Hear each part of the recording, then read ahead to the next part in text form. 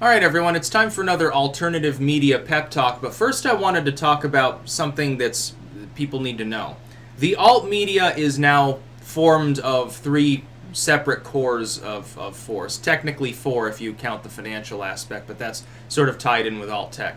And those are alternative technology. Here's Gab, BitChute, a Subscribestar, a DTube, Minds, things like that. Whether they consider that, like I know Ottman doesn't consider alt tech to be the proper term, he's like open source tech.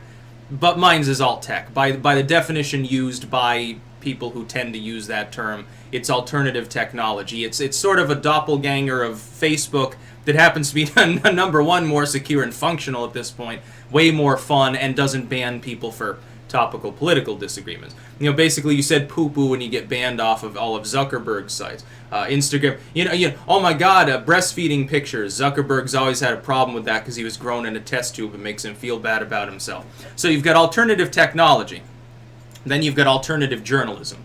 This is the whistleblower sort of side of things, like a Snowden or an Assange. That's part of it. The other would be, like a Lauren Southern making documentaries, informative material. People that got InfoWars, some of the earlier wave websites that have retooled themselves and they actually do like literal on the ground stuff. Tim Pool would fit into this. And then you have alternative commentary, and I think this is probably the largest core and maybe gets the most grassroots support. This is where I would fit in. This is where most of the commentators I talk with fit in.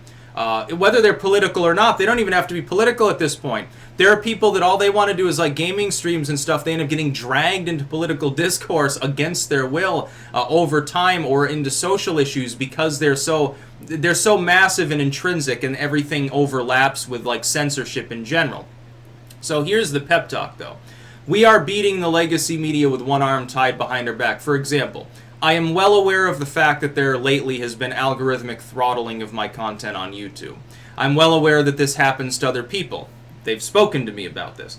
If your material has been labeled by their algorithms as too edgy, and I swear constantly, so I'm assuming that probably has something to do with it, the algorithms will not favor you. You will be demoted in related videos, you will not be trending, you won't be up next, you won't be recommended to people as much, you're less searchable. For those of us who do current events commentary, it's doubly important that these changes have been made, because the other change is that priority creators now take precedence on any news item.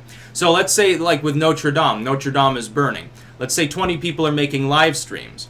Well, if half of those are priority creators, guess which live streams are higher up in the listing? CNN's live stream, MSNBC, CNBC, those live streams are above, even if less people overall are connected. It used to be, if the person had a substantial audience that was really in tune to the like here's the other thing. CNN has millions of subscribers, but they struggle to get as many views as people with 1/10 of that number. Like, I can get more views on my content than channels that have 10 times as many subscribers, because those are corporate brands. They don't interact with people, they're not as dynamic, it just feels sterile. It's like watching TV, you just happen to be on YouTube. So engagement mattered. In the past, up until about the last year, engagement mattered. If I do a live stream, 20,000 people are connecting, yes, that live stream is going to be ahead of things covering similar topics with similar tags that are from some corporate channel where 10 people connect organically. Now, though, those streams do actually pretty well, but it's not organic growth on their channel or on their content.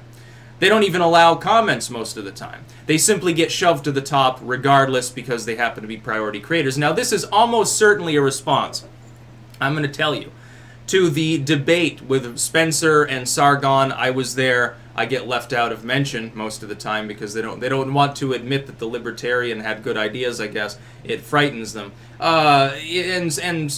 This was basically the opening paragraph of the Data Society report that's been supposedly fitted into YouTube's algorithmic changes. Not a surprise there. I was mentioned quite prominently, at least in their web of people connected to one another. So yeah, I'm not surprised that they probably looked into the channel and made some a few tweaks here and there. But despite that, the amount of engagement, the amount of growth is still more than the corporate media. By far, and you've got to understand, there are thousands and thousands of people supplying commentary. There are hundreds of individuals and groups supplying the journalistic side, and there are now dozens of websites that fit in loosely with that alt-tech framework. The number is growing. It's only going to keep growing more. Gab releases Dissenter. It freaks everybody out. BitChute's about to make some major rollouts. Minds and all of these other sites. DTube is branched out. There's that what is it, D Live or whatever it was that I signed up for. That honestly I don't stream often, so I'm not going to use it unless I need to. But you know, I like a presence there. Subscribestar, hell, it's pretty great. You can even do one-times on there. Is there another crowdfunding site where you can set up both recurrent tier-based, like Patreon-style subscriptions and one-time donations? I don't know that there is. The only downside of that site is that the person donating has to pay a larger fee in order to donate because they have to use like porn payment processors because nobody else will handle the banking. Other than that, it's perfect. Seems to work for me. Yeah, we're winning. So take heart a little bit because, you know, it's always darkest before dawn. There's a lot of censorship. There's a lot of deplatforming. There are a lot of lies circulating about your favorite YouTubers and your favorite figures on the internet at large. Yeah, and it's going to keep happening. The unfortunate fact is that these people have large audiences of you know, somewhat outdated, maybe moralistic individuals who clutch their pearls and believe whatever they read on BuzzFeed or in the New York Times. And so if they say there's a big problem with hate online, they're just going to passively assume that that's true, even if it's totally wrong. Even if they don't know what the fuck they're talking about. And I'll say again, I'll reiterate this. Like with Right Wing Watch, they hire Holt and Holt gets carte blanche to do the tech news sort of thing. I have every reason to believe that the other people in that company are just a bunch of desperately outdated boomers who have no clue about internet culture, and so Holt can just report whatever he wants, and pretty much gets to run the show as far as his little segments, which could be why they have so many problems, because they're not accurate. But if nobody else can fact-check your work because they don't have the skill to do so, you're like, hey, I saw these terroristic posts on 4chan. It totally wasn't somebody that I told to make those posts. How are you going to know if that's the case, by the way? Not to get into conspiracy theory territory here, but when you get someone who openly proclaims, no, we're not journalists, we're activists. We're from the left, we're from basically Think Progress Light. Yeah, why not? There's definitely a benefit to it for all parties involved, other than the target. Yeah, there's some lying going on, but, you know, it is what it is. And by the way, and I've been speaking with people about this. They get, like, demoralized and like, oh, things are worse now. I'm like, no. Things aren't worse. They're actually getting better. It just seems worse right now. But, you know, there's an eternal struggle that's always gone on between the forces that believe in freedom, between people that want to be left alone to do what they want to do, and a bunch of moronic busybodies that just can't leave others alone and constantly lie. Basically, the scheming, conniving people, they sit behind the corner and stare at you and try to spy on what you're doing. They dig through your trash and they gossip about their neighbors. And they're horrible, pathetic people. Bunch of fucking cowards is what they really are. And they always lose. They always pretend that they weren't doing that when the paradigm shifts. Oh yeah, I was never part of that moral panic there. I never called a Wiccan a devil worshipper. I knew better than that. Wink, wink, nudge, nudge.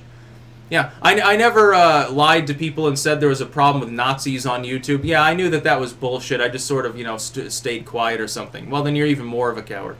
That's about all. Peace out.